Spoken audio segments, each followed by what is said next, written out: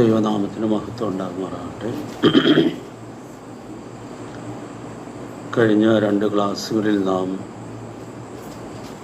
സ്നാനത്തെക്കുറിച്ചുള്ളതായ പാഠങ്ങളായിരുന്നുവല്ലോ ധ്യാനിക്കുവാനിടയായിട്ട് തീർന്നു വന്നത്. നമ്മൾ ഇതുവരെ ചിന്തിച്ചു വന്നിരുന്ന വിഷയത്തിലേക്ക് ഇന്നത്തെ ക്ലാസ്സിൽ നമ്മൾ മടങ്ങി വരാം എന്ന് വിചാരിക്കുകയാണ്. മടങ്ങാം മഹാനിയോഗത്തിലേക്ക് എന്ന വിഷയത്തെ അധികരിക്കുന്നതായ പാഠങ്ങളാണ് കഴിഞ്ഞ നാളുകളിൽ നാം ചിന്തിച്ച് വന്നത്. ആ ബന്ധത്തിൽ മഹാനിയോഗത്തിലുള്ള വളരെ പ്രധാനപ്പെട്ട കൽപ്പനയായിരുന്നു നമ്മുടെ ചിന്താവിഷയമായിരുന്നത്. അത് നിങ്ങളുടെ ഓർമ്മയിലുണ്ട് എന്ന് കരുതുന്നു. പോയി പ്രസംഗിക്കണം എന്നുള്ളതായ കൽപ്പന കർത്താവ് മഹാനിയോഗത്തിൽ നൽകിയിരുന്നു എന്നുള്ളത് നമ്മൾ കാണുന്നുണ്ട്. മർക്കോസ് സുവിശേഷം 16-ാം അധ്യായത്തിൽ നിന്ന് നമ്മൾ സാമാന്യം വിശദമായിട്ട് ഓർത്തതുപോലെ ഭൂലോകത്തിലെല്ലായിടത്തും പോകാനും സർവസൃഷ്ടിയോടും സുവിശേഷം പ്രസംഗിക്കാനുമുള്ളതായ കൽപ്പനയാണ് കർത്താവ് നൽകിയത് എന്ന് നാം കണ്ടു. അതിനെ സംബന്ധിക്കുന്ന ചില ആത്മക സത്യങ്ങളാണ് നമ്മൾ ചിന്തിച്ചു കൊണ്ടിരുന്നത്. ഈ കാലത്ത് പ്രസംഗമല്ല കൂടുതൽ പ്രധാനം, ജീവിതമാണ് എന്നൊക്കെയുള്ളതായ ചിന്തകൾ നമുക്ക് ഒത്തിരി കേൾക്കാനായിട്ട് കഴിയുന്നുണ്ട്.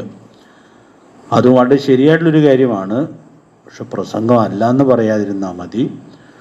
നമ്മൾ കഴിഞ്ഞ ദിവസങ്ങളൊക്കെ ചിന്തിച്ചത് പോയി പ്രസംഗിക്കുക എന്നുള്ളതായ കൽപ്പന ഒരു കാരണവശാലും ലാഘവമായിട്ട് ചിന്തിക്കാൻ പാടില്ല. കാരണം നമ്മുടെ കർത്താവ് നൽകിയ കൽപ്പന, അപ്പോസ്തലന്മാർ കൃത്യമായിട്ടും ആചരിച്ച കൽപ്പന, അതുപോലെ തന്നെ നമുക്കും അനുസരിക്കാൻ ഉത്തരവാദിത്വമുണ്ട് എന്നുള്ളത് നമ്മൾ കാണുകയായിരുന്നു. എന്നാൽ അതോട് ചേർത്ത് നമ്മളൊരു സത്യം ചിന്തിച്ചു.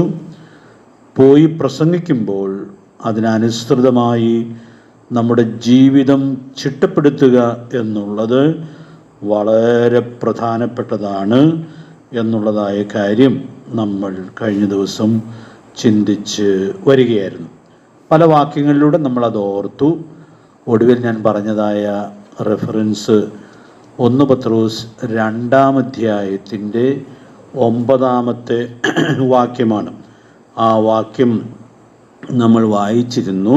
നിങ്ങളോ അന്ധകാരത്തിൽ നിന്ന് തൻ്റെ അത്ഭുത പ്രകാശത്തിലേക്ക് നിങ്ങളെ വിളിച്ചവൻ്റെ സൽഗുണങ്ങളെ ഘോഷിപ്പാൻ തക്കവണ്ണം തിരഞ്ഞെടുക്കപ്പെട്ട ജാതിയും രാജകീയ പുരോഹിത വർഗവും വിശുദ്ധ വംശവും സ്വന്ത ജനവുമാകുന്നു എന്നുള്ളതായ വിലപ്പെട്ട സത്യം അവിടെ പത്രോസ് അപ്പോസ്തലൻ രേഖപ്പെടുത്തുകയാണ്. മുമ്പേ നമ്മൾ ജനമല്ലാത്തവരായിരുന്നു, ഇപ്പോഴോ ദൈവത്തിൻ്റെ ജനം. കരുണ ലഭിക്കാത്തവരായിരുന്നു, ഇപ്പോഴോ കരുണ ലഭിച്ചവർ തന്നെ. അപ്പോൾ ഈ വാക്യം നമുക്ക് ഒത്തിരി വിശദമായിട്ട് വേണമെങ്കിൽ ഓർക്കാം. എങ്കിൽ ഈ പഠനത്തിൽ നമ്മൾ അങ്ങനെ വിശദീകരിക്കണം എന്ന് വിചാരിക്കുന്നില്ല. വിളിക്കപ്പെട്ട നമുക്ക് തന്നിട്ടുള്ള ചില പദവികൾ ഇവിടെ പറയുന്നുണ്ട്. ഞാനതങ്ങ് ഓരോ വാചകത്തിൽ പറയുന്നു എന്നേ ഉള്ളൂ. നാം ദൈവത്താൽ തിരഞ്ഞെടുക്കപ്പെട്ട ജാതിയാണ്. രണ്ടാമത് രാജകീയ പുരോഹിതവർഗമാണ്. അതിൻ്റെയൊക്കെ മഹത്വവും പ്രാധാന്യവും നമ്മൾ ധാരാളം ഓർക്കാറുണ്ട്. വേറൊരു പുരോഹിതൻ്റെ സഹായം കൂടാതെ നമുക്ക് നമ്മെ തന്നെ ദൈവസന്നിധിയിൽ പ്രതിനിധീകരിക്കാനുള്ളതായ വലിയ പദവിയിലേക്കാണ് സ്വർഗത്തിലെ ദൈവം നമ്മെ കൊണ്ടുവന്നത് എന്ന് നാം കാണുകയാണ്. പിന്നെ നാം വിശുദ്ധ വംശമാണ്, സ്വന്തം ജനമാണ്. ആരുടെ സ്വന്തം ജനമാണ്? ദൈവത്തിൻ്റെ സ്വന്തം ജനമാണ്. അതുകൊണ്ട് പ്രിയ ദൈവമക്കളെ, നമ്മെ കർത്താവ് എത്രത്തോളം ഉന്നതമായ പദവിയിലേക്ക് കൊണ്ടുവന്നിരിക്കുന്നു എന്നുള്ള അവബോധം നമുക്കെപ്പോഴും ഉണ്ടായിരിക്കണം. ഈ അവബോധം നമ്മെ ഭരിച്ചാൽ ആ സന്തോഷത്തോടും നന്ദിയോടും അഭിമാനത്തോടും കൂടെ നമ്മെ വിളിച്ചവനു വേണ്ടി ജീവിക്കുവാൻ സാധിക്കും എന്നുള്ളതായ വലിയ സത്യം നമുക്ക് ഇവിടെ ഓർക്കാനായിട്ട് സാധിക്കും. ഈ പദവികളെക്കുറിച്ചുള്ളൊരു പഠനം വളരെ അനുഗ്രഹമാണ്. നിങ്ങളത് സ്വന്തമായി ചെയ്യണം എന്ന് ഓർപ്പിക്കുകയാണ്. ഇപ്പോൾ നമ്മുടെ ഈ ചിന്താവിഷയത്തിൽ നമ്മൾ ഓർക്കാനായിട്ട് ശ്രമിക്കുന്നത്, നമ്മെ എന്തിനു വേണ്ടിയാണ് ദൈവം വിളിച്ചത് എന്നുള്ളത് വളരെ കൃത്യമായിട്ടും ഈ വാക്യത്തിൽ പറയുന്നുണ്ട്. ഉത്തരം പറയാമോ? വിളിച്ചവൻ്റെ സൽഗുണങ്ങളെ ഘോഷിക്കേണ്ടതിന് വേണ്ടിയാണ്. അപ്പോൾ കർത്താവ് എന്ന നിയോഗം ഇതും തമ്മിലുള്ള ബന്ധം നിങ്ങൾക്ക് വ്യക്തമായി എന്ന് ഞാൻ കരുതുകയാണ്. പോയി പ്രസംഗിക്കണം. പോയി പ്രസംഗിക്കുമ്പോൾ പ്രസംഗിക്കാൻ നമ്മെ അയച്ച, നമ്മെ അന്ധകാരത്തിൽ നിന്ന് വിളിച്ച് അത്ഭുത പ്രകാശത്തിലേക്ക് കൊണ്ടുവന്ന നമ്മുടെ കർത്താവിൻ്റെ സൽഗുണങ്ങളെയാണ് നമ്മൾ ഘോഷിക്കേണ്ടിയിരിക്കുന്നത്, പ്രസംഗിക്കേണ്ടിയിരിക്കുന്നത്. അപ്പം അതുകൊണ്ട് അതിൽ തന്നെ വളരെ മനോഹരമായ സത്യമാണ്. നാം സുവിശേഷം പ്രസംഗിക്കുമ്പോൾ നമ്മുടെ കർത്താവിനെയാണ് പ്രസംഗിക്കുന്നത്. അതെത്ര അനുഗ്രഹീതമായ സത്യമായിട്ടാണ് ഇരിക്കുന്നത്. അപ്പോൾ ഇവിടെ ഞാൻ ഇപ്പോൾ ഓർപ്പിക്കാനായിട്ട് ആഗ്രഹിക്കുന്നതായ കാര്യം, നമ്മുടെ കർത്താവിൻ്റെ സുവിശേഷം നമ്മൾ പ്രസംഗിക്കുമ്പോൾ അവൻ്റെ സൽഗുണങ്ങളെ നമ്മൾ ഘോഷിക്കുമ്പോൾ ഒരു സുവിശേഷ പ്രസംഗത്തിൽ നിർബന്ധമായിട്ടും ചില സൽഗുണങ്ങൾ പറയണം. കർത്താവിൻ്റെ എല്ലാ സൽഗുണങ്ങളും ഒരു സുവിശേഷ പ്രസംഗത്തിൽ നമ്മൾ ചിലപ്പോൾ പറഞ്ഞു എന്ന് വരികയില്ല. എന്നാൽ 2 സൽഗുണങ്ങളെങ്കിലും പറയാതെ സുവിശേഷം പറയാനായിട്ട് സാധിക്കുകയില്ല. അപ്പോൾ അതുകൊണ്ട് ഞാൻ ഇവിടെ ഒന്ന് ആ 2 കാര്യങ്ങൾ മാത്രം ഒന്ന് ഉദാഹരിക്കാം എന്ന് കരുതുകയാണ്. നമ്മുടെ കർത്താവ് സൽഗുണപൂർണനാണ്. അങ്ങനെ നമ്മൾ വായിക്കുന്നുണ്ടല്ലോ ഗിരിപ്രഭാഷണത്തിൽ, ആകയാൽ നിങ്ങളുടെ സ്വർഗീയ പിതാവ് സൽഗുണപൂർണനായിരിക്കുന്നത് പോലെ നിങ്ങളും സൽഗുണപൂർണരാകുവിൻ എന്ന് നമ്മൾ വായിക്കുന്നുണ്ട്. അപ്പോൾ നമ്മുടെ കർത്താവിൻ്റെ സൽഗുണങ്ങൾ ബൈബിളിൽ വളരെ മനോഹരമായി വിശദീകരിച്ചിട്ടുണ്ട്. ചില സൽഗുണങ്ങൾ കർത്താവ് തന്നെ അവകാശപ്പെട്ടിട്ടുമുണ്ട്. നിങ്ങൾ ഓർക്കുന്നുണ്ടായിരിക്കാം, അധ്വാനിക്കുന്നവരെയും ഭാരം ചുമക്കുന്നവരെയൊക്കെ കർത്താവ് അരികിലേക്ക് വിളിക്കുമ്പോൾ കർത്താവിനെ കുറിച്ച് 2 സൽഗുണങ്ങൾ പറഞ്ഞു. ഓർക്കുന്നുണ്ടോ? ഞാൻ സൗമ്യതയും താഴ്മയും ഉള്ളവനാണ്. അപ്പോൾ അതൊക്കെ നമ്മൾ ചിലപ്പോൾ സുവിശേഷ ഘോഷണത്തിൽ പറയും, എന്നാൽ എപ്പോഴും അത് പറയണം എന്ന് നിർബന്ധമില്ല. പക്ഷെ നമ്മുടെ കർത്താവിൻ്റെ 2 സൽഗുണങ്ങൾ നിർബന്ധമായിട്ടും പറഞ്ഞ് സുവിശേഷം പറയാനായിട്ട് സാധിക്കുകയുള്ളൂ. ആ 2 സൽഗുണം ഏതാണെന്ന് നിങ്ങൾക്ക് പറയാൻ പറ്റുമോ? സൽഗുണം, കർത്താവിൻ്റെ സ്നേഹത്തെക്കുറിച്ച് നമ്മൾ പറയും. സ്നേഹത്തെക്കുറിച്ച് പറയാതെ സുവിശേഷം പറയാനായിട്ട് സാധിക്കുകയില്ല. പിന്നെ നമ്മൾ നിർബന്ധമായിട്ടും പറയുന്നൊരു കാര്യമുണ്ട്, നമ്മുടെ കർത്താവ് ദീർഘമായി ക്ഷമിക്കുന്നവനാണ്. അതാണ് നമ്മുടെ സന്ദേശത്തിൻ്റെ കാതലായിട്ടുള്ള കാര്യം. ഇനി എന്താ പ്രസംഗിക്കാനായിട്ട് കർത്താവ് പറഞ്ഞിട്ടുള്ളത് എന്നുള്ളത് നമ്മൾ ഒത്തിരി വിശദമായിട്ട് അല്ലെങ്കിൽ പിന്നെ നോക്കും. ഇന്നത്തെ ക്ലാസ്സിലല്ല, പിന്നെ നോക്കും. അപ്പോൾ അവിടെ പ്രസംഗിക്കാനുള്ള വിഷയം കർത്താവ് കൊടുക്കുമ്പോഴും ലൂക്കോസ് സുവിശേഷം 24-ാം അധ്യായത്തിൽ പ്രത്യേകിച്ച് പറയുന്നുണ്ട്, എൻ്റെ നാമത്തിൽ മാനസാന്തരപ്പെടണം എന്നുള്ളതായ കാര്യം പ്രസംഗിക്കണം. പിന്നെ മാനസാന്തരപ്പെടുന്നവർക്ക് ലഭിക്കുന്ന പാപമോചനത്തെക്കുറിച്ച് പ്രസംഗിക്കണം. അപ്പോൾ നമ്മുടെ കർത്താവ് പാപം ക്ഷമിക്കുന്നവനാണ് എന്നുള്ളതാണ് സുവിശേഷ സന്ദേശത്തിൻ്റെ ഏറ്റവും കാതലായിട്ടുള്ള കാര്യം. അപ്പോൾ അതുകൊണ്ട് ഞാൻ ആ 2 ഉദാഹരണങ്ങൾ പറയാം എന്ന് കരുതുകയാണ്. അപ്പോൾ ഞാൻ ഈ പറയുന്നതിലൊരു ദൂതുണ്ട്.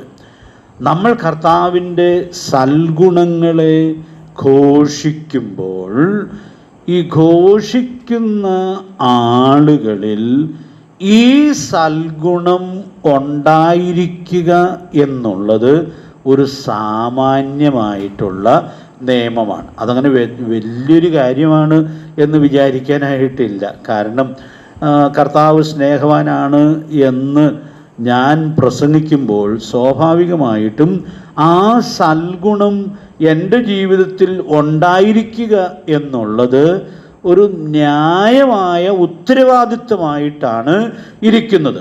അപ്പോൾ അതുകൊണ്ട് പ്രിയപ്പെട്ടവരെ, ഈ വിശ്വസ്തത നമുക്ക് സൂക്ഷിക്കാനായിട്ട് സാധിക്കണം. അതുകൊണ്ട് ഞാൻ ഓർപ്പിക്കാൻ ആഗ്രഹിക്കുന്ന കാര്യം, സുവിശേഷം ആർക്കും പ്രസംഗിക്കാനുള്ള നിയോഗം നമുക്ക് ഉണ്ട്. വ്യക്തിപരമായി നമ്മൾ സുവിശേഷം പറയുമ്പോഴും അത് ഒരർത്ഥത്തിൽ സുവിശേഷം നമ്മൾ ഒരാളോട് വ്യക്തിപരമായി പ്രസംഗിക്കുകയാണ്, കൈമാറുകയാണ് എന്ന് പറയാം. അപ്പോൾ ഇത് വലിയ ജീവിതപരമായ ഒരു ഉത്തരവാദിത്വം നമുക്ക് നൽകുന്നുണ്ടെന്നുള്ളത് ശ്രദ്ധിക്കണം. നമുക്കറിയാം, ലോകത്തിലൊരു കാര്യം പ്രസംഗിക്കാനായിട്ട് അതുമായിട്ട് ജീവിതം കൊണ്ട് ഇണങ്ങണമെന്ന് നിർബന്ധമില്ല.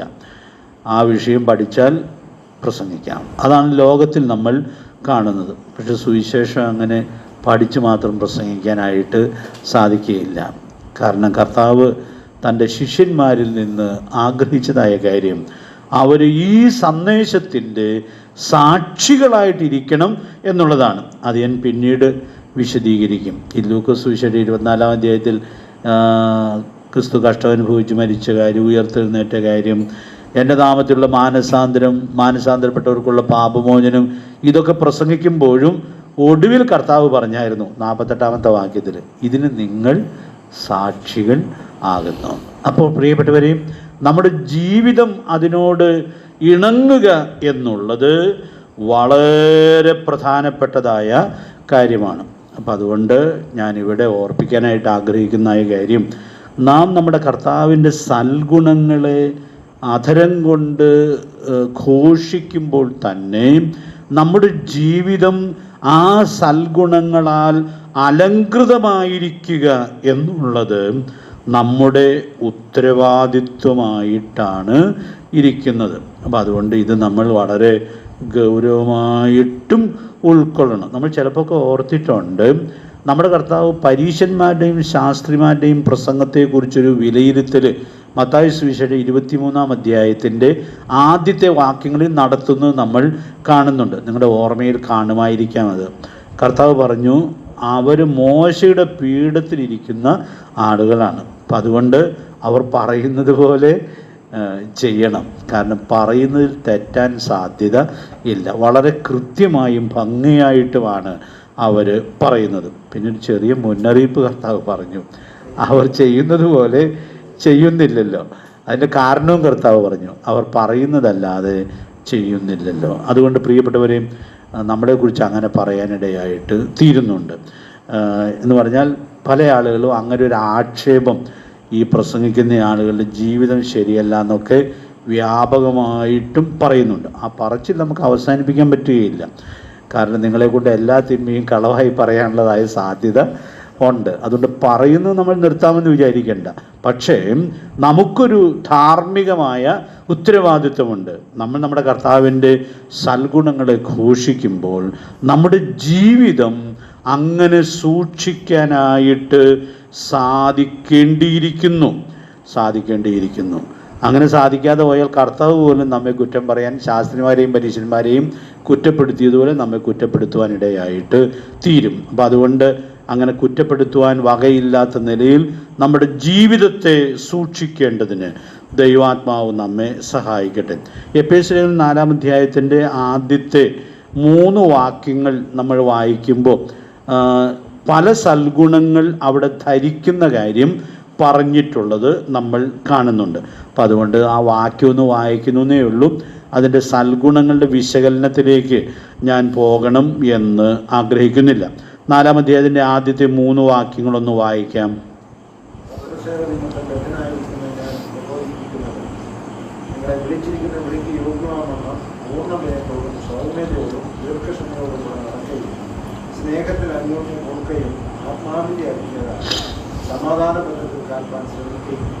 അപ്പോൾ അവിടെ 2-ാമത്തെ വാക്യത്തിൽ നമ്മൾ വിളിക്ക് യോഗ്യമാവണ്ണം നടക്കണം എന്ന് പറഞ്ഞിട്ട് ചില സൽഗുണങ്ങൾ എടുത്ത് പറയുന്നുണ്ട്. പൂർണ്ണ വിനയം, സൗമ്യത, ദീർഘക്ഷമ, സ്നേഹം. അപ്പോൾ ഈ ഗുണങ്ങളോടെ നടക്കണം എന്നുള്ളതായ കാര്യം അവിടെ എടുത്തു പറയുന്നുണ്ട്. അപ്പോൾ ഈ സൽഗുണങ്ങളെക്കുറിച്ചൊക്കെ വേണമെങ്കിൽ നമുക്ക് ചേർത്ത് ചിന്തിക്കാം. എന്നാൽ ഞാൻ ആദ്യം പറഞ്ഞതുപോലെ അതിൽ 2 സൽഗുണങ്ങൾ മാത്രം ഞാനൊന്ന് ഉദാഹരിച്ച് ചുരുക്കമായി വിശദീകരിക്കാം എന്ന് ആഗ്രഹിക്കുക. നമ്മൾ ഈ 3-ാമത്തെ വാക്യോട് ചേർത്ത് വായിച്ചതുകൊണ്ട് ഒരു ദൂത് ഞാൻ അവിടെ നിന്ന് പറയട്ടെ. അപ്പോൾ നമ്മൾ എങ്ങനെ നടക്കണം എന്നുള്ളതായ കാര്യം പറഞ്ഞിട്ട് 3-ാമത്തെ വാക്യത്തിലൊരു ആഹ്വാനമുണ്ട്. ആത്മാവിൻ്റെ ഐക്യത സമാധാന ബന്ധത്തിൽ കാപ്പാൻ ശ്രമിക്കുകയും ചെയ്യുവിൻ.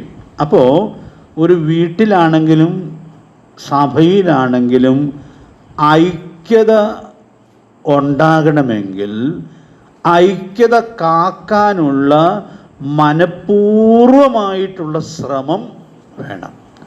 അല്ല തന്നെ ഐക്യത വന്നുകൊള്ളും എന്ന് നമ്മൾ ആരും വിചാരിക്കരുത്. അപ്പം അതുകൊണ്ടാണ് ഇവിടെ പ്രത്യേകിച്ച് ഈ പ്രബോധനം നൽകുന്നത്.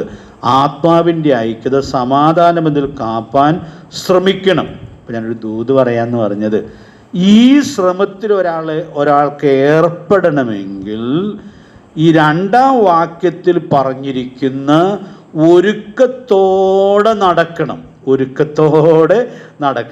4 ഉത്തരങ്ങൾ അവിടെയുണ്ട്. പൂർണ്ണ വിനയത്തോടെ നടക്കണം. അപ്പോൾ അതൊക്കെ എനിക്ക് വിശദീകരിക്കണമെന്ന് ആഗ്രഹമുണ്ട്. പക്ഷേ അതങ്ങനെ വിശദീകരിച്ചാൽ ഒത്തിരി നീണ്ടുപോകും എന്നുള്ളത് കൊണ്ട് വിശദീകരിക്കുന്നില്ല. പിന്നെ സൗമ്യതയോടെ നടക്കണം. അപ്പോൾ സൗമ്യതയോടെ നടന്നാൽ പ്രായോഗിക തലത്തിൽ ഐക്യത സൂക്ഷിക്കാമെന്ന് തെളിയിച്ച ഒരു വലിയ മനുഷ്യനുണ്ട് ബൈബിൾ ചരിത്രത്തിൽ. ആരാണെന്ന് നമുക്ക് പറയാമോ? മോശ. അദ്ദേഹം ഭൂതലത്തിലുള്ള സകല മനുഷ്യരിലും അതിസൗമ്യനായ മനുഷ്യനായിരുന്നു. ദൈവത്തിൻ്റെ സാക്ഷിയാണ്. അപ്പോൾ അത് ആ സംഭവത്തിൽ സംഖ്യാപുസ്തകം 12-ാം അധ്യായത്തിൽ വിശദീകരിക്കുന്നുണ്ട്. നമ്മൾ എത്രയോ വട്ടം അത് ഓർത്തിട്ടുണ്ട്. അപ്പം അതുകൊണ്ട് ഇപ്പോൾ വിശദീകരിക്കണമെന്ന് ആഗ്രഹിക്കുന്നില്ല. മൂത്ത ജ്യേഷ്ഠനും മൂത്ത സഹോദരിയും കൂടെ വളരെ ഗുരുതരമായ ആരോപണങ്ങൾ തനിക്കെതിരെ ഉന്നയിക്കുമ്പോഴും ഇതൊന്നും തിരിച്ചറിയാത്തതായ ഒരു മനുഷ്യനെ പോലെ വാ തുറക്കാതെ അത് കേട്ടിരുന്ന മോശയാണ് നമുക്ക് അവിടെ കാണാനായിട്ട് സാധിക്കുന്നത്. എത്ര ന്യായങ്ങൾ പറയാൻ പറ്റും? മോശയ്ക്ക് ഇഷ്ടം പോലെ ന്യായങ്ങൾ പറയാൻ പറ്റും. പക്ഷെ ഒന്നും പറഞ്ഞില്ല, നിശബ്ദമായി പ്രതികരിച്ചു. അപ്പം അതുകൊണ്ട് ആ സംഭവം കഴിയുമ്പോൾ നമുക്കറിയാം മോശ വാ തുറന്ന് എന്തിനാണെന്നൊക്കെ നമ്മൾ പലപ്പോഴും ഓർത്തിട്ടുണ്ട്. ശിക്ഷ ഏറ്റുവാങ്ങുന്നതിൻ്റെ സഹോദരിയുടെ സൗഖ്യത്തിന് വേണ്ടി നിലവിളിക്കാനാണ് മോശ വാ തുറക്കുവാൻ ഇടയായിട്ട് തീർന്നത്. പ്രിയപ്പെട്ടവരെ, അപ്പോൾ സൗമ്യതയോടെ നടന്നാൽ ഇനി എത്ര ആളുകൾ ശ്രമിച്ചാലും നമ്മോട് വഴക്കുണ്ടാക്കാനായിട്ട് സാധിക്കാത്ത നിലയിൽ നമുക്ക് നമ്മെ തന്നെ സൂക്ഷിക്കാനായിട്ട് സാധിക്കും. അതിൻ്റെ ദൂതുകളൊക്കെ നമ്മൾ ഒത്തിരി ചിന്തിച്ചിട്ടുണ്ട്. മോശ വാ തുറന്നില്ലെങ്കിലും വേറൊരാൾ വാ തുറന്നു. ആരാ തുറന്നതെന്ന് നിങ്ങൾക്കറിയാമല്ലോ അല്ലേ? മോശയുടെ ദൈവം സംസാരിച്ചു. 3 പേരെയും വിളിച്ച് മാറ്റി നിർത്തി. എന്നിട്ട് അവരെ 2 പേരെയും വിളിച്ച് ഒന്നോടെ മാറ്റി നിർത്തി. ദൈവം വളരെ ഗൗരവമായ ചില ചോദ്യങ്ങൾ ചോദിച്ചു. എൻ്റെ ദാസനായ മോശയ്ക്ക് വിരോധമായി സംസാരിപ്പാൻ നിങ്ങൾ ശങ്കിക്കാഞ്ഞത് എന്താണ് എന്ന് ചോദിച്ചു. പ്രിയപ്പെട്ടവരെ, നമ്മൾ സംസാരിക്കേണ്ട സമയത്ത് ജഡം സംസാരിക്കാൻ പറയുമ്പോൾ നമ്മൾ നിശബ്ദമായിട്ടിരുന്നാൽ നമുക്ക് വേണ്ടി നമ്മുടെ ദൈവം സംസാരിച്ചുകൊള്ളും. എന്ത് സുരക്ഷിതമാണ് ഒരു ദൈവവൈതൻ്റെ ജീവിതം എന്നുള്ളത് നമുക്കിവിടെ ഉൾക്കൊള്ളാനായിട്ട് സാധിക്കുക. ഇതൊക്കെ വീട്ടിലും സഭയിലും പ്രായോഗികമാക്കേണ്ടുന്നതായ കാര്യമാണ്. ഞാനതൊന്ന് ഒരു വാക്കെടുത്ത് പറഞ്ഞു എന്ന് മാത്രമേ ഉള്ളൂ. ദീർഘക്ഷമ ധരിച്ചാൽ ഏത് പ്രകോപനത്തെയും നമുക്ക് കൃപയോടെ ശാന്തമായി അഭിമുഖീകരിക്കുവാനായിട്ട് സാധിക്കും. അതുപോലെ ഒടുവിൽ പറയുക, സ്നേഹത്തിൽ അന്യോന്യം പൊറുക്കണം. അപ്പോൾ പ്രിയപ്പെട്ടവരെ, ഞാനിവിടെ ഓർപ്പിക്കാനായിട്ട് ആഗ്രഹിക്കുന്നതായ കാര്യം, ഈ സൽഗുണങ്ങൾ നമുക്ക് ജീവിതത്തിൽ സൂക്ഷിക്കാനായിട്ട് സാധിച്ചാൽ ആത്മാവിൻ്റെ ഐക്യത സമാധാനബന്ധത്തിൽ കാക്കാനുള്ള ശ്രമത്തിൽ നമുക്ക് ഏർപ്പെടാനായിട്ട് സാധിക്കും. ഇതില്ലാത്ത ആളുകൾക്ക് ആ ശ്രമത്തിൽ പോലും ഏർപ്പെടാനായിട്ട് കഴിയുകയില്ല. അവർ മിക്കവാറും വഴക്കാളികളിൽ നിന്നുള്ള പേരിൽ അറിയപ്പെടുവാനും ഇടയായിട്ട് തീരും. അതുകൊണ്ട് നമ്മളാരും അങ്ങനെ അറിയപ്പെടാൻ പാടില്ല. അപ്പോൾ നമ്മുടെ കർത്താവിൻ്റെ സൽഗുണങ്ങളെ നമ്മൾ ഘോഷിക്കുമ്പോൾ ആ സൽഗുണങ്ങൾ ഉള്ളവരായിട്ട് ജീവിക്കാൻ സാധിക്കണം എന്നുള്ളതാണ് നമുക്കിവിടെ ഉൾക്കൊള്ളാനായിട്ട് സാധിക്കുന്നത്. അപ്പോൾ ഞാൻ ഓർപ്പിക്കാനായിട്ട് ആഗ്രഹിക്കുന്ന കാര്യം, നമ്മൾ സുവിശേഷം അറിയിക്കുമ്പോൾ അവൻ്റെ സ്നേഹത്തെക്കുറിച്ച് പ്രകീർത്തിക്കുമ്പോൾ ആ സ്നേഹത്തിൻ്റെ സൽഗുണം നമ്മുടെ ജീവിതത്തിൽ നിന്നും പുറപ്പെടുന്നു എന്നുള്ളത് എല്ലാ സൂക്ഷ്മതയോടും കൂടെ ഉറപ്പാക്കാനായിട്ട് സാധിക്കട്ടെ. സുവിശേഷം പ്രസംഗിക്കുമ്പോൾ നാം ദൈവസ്നേഹത്തെ ഘോഷിക്കുന്നു എന്നുള്ളത് ഒരു വിശദീകരണത്തിന് ആവശ്യമുള്ളൊരു കാര്യമാണെന്ന് എനിക്ക് തോന്നുന്നില്ല. എങ്കിലും ഞാൻ 2-3 വാക്യങ്ങൾ പരിചയമുള്ളത് അവിടെ എടുത്ത് പറയാം എന്ന് ആഗ്രഹിക്കുകയാണ്. യോഹന്നാന്റെ സുവിശേഷം 3-ാം അധ്യായത്തിൻ്റെ 16-ാമത്തെ വാക്യം വേദപുസ്തകത്തിലെ ഏറ്റവും പ്രധാനപ്പെട്ട വാക്യമാണ് എന്ന് നമ്മൾ ഒത്തിരി കേൾക്കാറുണ്ട്. അവിടെ ദൈവത്തിൻ്റെ സ്നേഹത്തെക്കുറിച്ചാണ് പറയുന്നത്. തൻ്റെ ഏകജാതനായ പുത്രനെ ലോകത്തിലേക്ക് അയച്ചതായ സ്നേഹം. അപ്പോൾ ഇത് പറയാതെ എങ്ങനെയാണ് സുവിശേഷം പറയുക?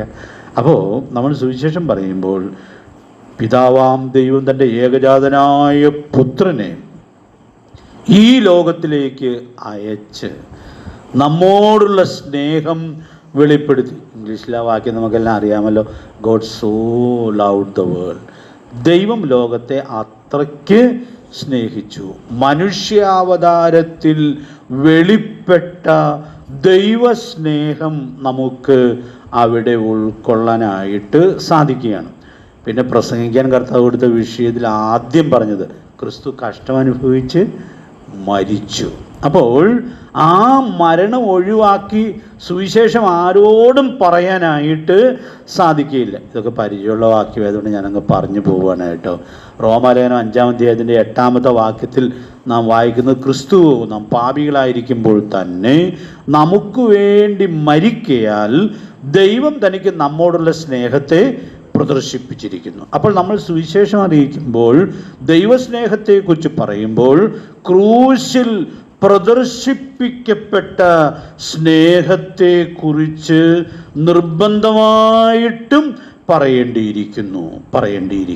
യോഹന്നാൻ എഴുതുന്ന 1-ാം ലേഖനം 3-ാം അധ്യായത്തിൽ നാം വരുമ്പോൾ കർത്താവ് തൻ്റെ സ്നേഹം എങ്ങനെ നമ്മോട് കാണിച്ചു എന്നുള്ളത് പറയുന്നുണ്ട്. ആ വാക്യം നമുക്കൊന്ന് വായിക്കാം. 1 യോഹന്നാൻ 3-ാം അധ്യായത്തിൻ്റെ 16-ഉം 17-ഉം വാക്യങ്ങൾ.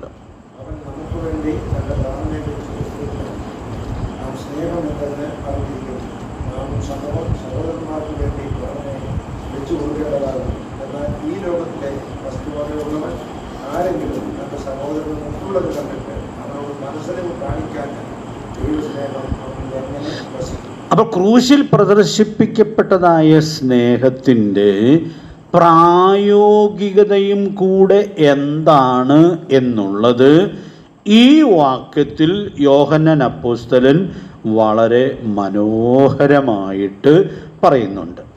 റോമർ 5-ന്റെ 8-ാം വാക്യത്തിലെ കാര്യമാണ് ആദ്യം പറയുന്നത്.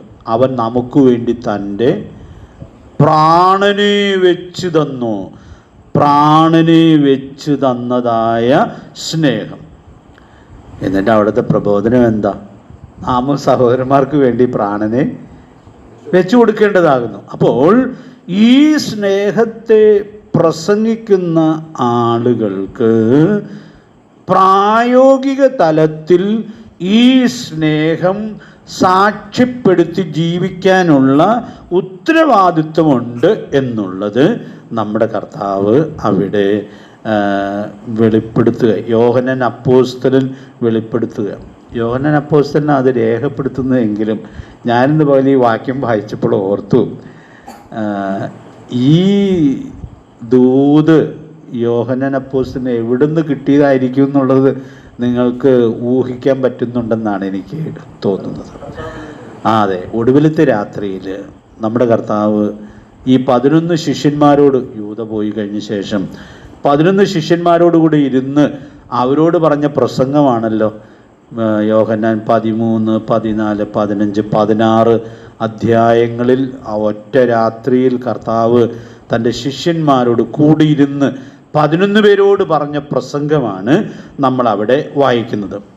ഈ പ്രസംഗത്തിൽ യോഹന്നാൻ അപ്പോസ്തലൻ എഴുതുന്ന ഈ പ്രബോധനം എത്ര കൃത്യമായിട്ടാണ് പറയുന്നത്. അത് ഞാൻ ഒത്തിരി വിശദീകരിക്കാനായിട്ട് ശ്രമിക്കുന്നില്ല. ദൈവസ്നേഹത്തിൻ്റെ ഏറ്റവും വലിയ വെളിപ്പെടുത്തൽ ഈ മാളികമുറിയിലെ പ്രസംഗത്തിൽ കർത്താവ് നടത്തിയ പറഞ്ഞ വാക്കുകളാണെന്നാണ് ഞാൻ വിചാരിക്കുന്നത്. 15-ാം അധ്യായത്തിൻ്റെ 9-ാമത്തെ വാക്യത്തിൽ കർത്താവ് പറഞ്ഞു, പിതാവ് എന്നെ സ്നേഹിക്കുന്നത് പോലെ ഞാനും നിങ്ങളെ സ്നേഹിക്കുന്നു. എന്നിട്ട് പറഞ്ഞു, എൻ്റെ സ്നേഹത്തിൽ വസിപ്പിൻ. എന്നിട്ട് എങ്ങനെയാണ് എൻ്റെ സ്നേഹത്തിൽ വസിക്കേണ്ടതെന്നും പറഞ്ഞു. ഞാൻ എൻ്റെ പിതാവിൻ്റെ കൽപ്പനകൾ പ്രമാണിച്ച് അവൻ്റെ സ്നേഹത്തിൽ വസിക്കുന്നത് പോലെ നിങ്ങൾ എൻ്റെ കൽപ്പനകൾ പ്രമാണിച്ചാൽ എൻ്റെ സ്നേഹത്തിൽ വസിക്കും. അപ്പോൾ ദൈവസ്നേഹത്തിൻ്റെ ഏറ്റവും വലിയ വെളിപ്പെടുത്തലാണത് എന്ന് പറഞ്ഞാൽ, കർത്താവ് തൻ്റെ പ്രാണനെ നമുക്ക് വേണ്ടി വെച്ച് തന്നപ്പോൾ നമ്മൾ ഈ യോഹന്നാൻ 15:9 ചേർത്ത് ചിന്തിക്കുമ്പോൾ, പിതാവ് എന്നെ സ്നേഹിക്കുന്നത് പോലെ ഞാനും നിങ്ങളെ സ്നേഹിക്കുന്നു. അപ്പോൾ ആ സ്നേഹത്തിൻ്റെ വെളിപ്പെടുത്തൽ നമുക്കത് അവിടെ കാണാനായിട്ട് സാധിക്കാം. എന്നിട്ട് കർത്താവ് പറഞ്ഞു, ഞാൻ നിങ്ങളെ സ്നേഹിച്ചതുപോലെ നിങ്ങളും തമ്മിൽ സ്നേഹിക്കണം. അതതിൻ്റെ 12-ാമത്തെ വാക്യത്തിലുണ്ട്. യോഹന്നാൻ 15-12 വാക്യത്തിൽ ഈ കൽപ്പന ഉണ്ട്. ഈ കൽപ്പന ആ പ്രസംഗത്തിൽ നേരത്തെ ഒന്ന് പറഞ്ഞായിരുന്നു. അത് നമ്മൾ പലപ്പോഴും ഓർത്തിട്ടുണ്ട്.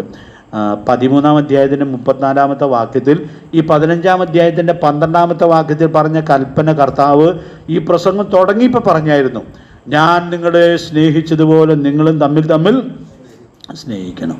എന്നിട്ട് 35-ാമത്തെ വാക്യത്തിൽ എൻ്റെ ഗുണവും പറഞ്ഞു, നിങ്ങൾക്ക് തമ്മിൽ സ്നേഹമുണ്ടെങ്കിൽ നിങ്ങൾ എൻ്റെ ശിഷ്യന്മാർ എന്ന് എല്ലാവരും അറിയും. അപ്പോൾ പ്രിയപ്പെട്ടവരെ, ഞാൻ ഇവിടെ ഓർപ്പിക്കാനായിട്ട് ആഗ്രഹിക്കുന്നതായ കാര്യം, ഇവിടെ നമ്മുടെ കർത്താവ് ആ ഒടുവിലത്തെ രാത്രിയിൽ പറഞ്ഞ സന്ദേശം വേറൊരു വാക്കിൽ യോഹന്നാൻ അപ്പോസ്തലൻ അവിടെ നമ്മോട് പ്രബോധിപ്പിക്കുകയാണ്. ഈ 1 യോഹന്നാൻ 3:16-17 ഒക്കെ വായിക്കുമ്പോൾ നമ്മൾ സാധാരണ ഓർക്കുന്നൊരു കാര്യമുണ്ട്, സഹോദരന് വേണ്ടി പ്രാണനെ വെച്ചു കൊടുക്കാനുള്ള ഒരുക്കം നമുക്കുണ്ടായിരിക്കണം. ഒരുക്കം ഉണ്ടെങ്കിലും അതിനെപ്പോഴും അവസരം കിട്ടാനുള്ള സാധ്യത കുറവാണ്. വല്ല ഭാഗ്യവാന്മാർക്കും കിട്ടിയെങ്കിൽ കിട്ടിയെന്ന് മാത്രമേ ഉള്ളൂ. കിട്ടാനുള്ള സാധ്യത വളരെ കുറവാണ്. പിന്നെ എല്ലാവർക്കും സാധ്യതയുള്ളൊരു കാര്യം അടുത്ത് പറയുകയാണ്.